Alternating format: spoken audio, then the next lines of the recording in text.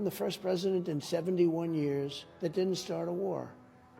And when Hillary Clinton was running against me, she said, if you look at him and if you hear him, he's going to get us into wars. I said, no, I'm going to keep you out of wars. 3 years ago, we had no problems. We had no inflation. We had no Ukraine problem. We had no Israel problem. We had no problems, literally, whatsoever. We had a border that was secure, the most secure it's ever been.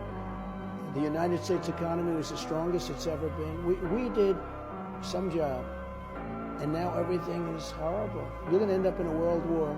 We have an incompetent leader of the United States. He can't walk off a stage. He can't find the stairs. He can't put two sentences together. And this man is dealing with Putin and President Xi, and the biggest threat is nuclear weapons. And we have a man that doesn't even know what a nuclear weapon is as our chief negotiator. And it's a very scary thing. You could end up in World War III.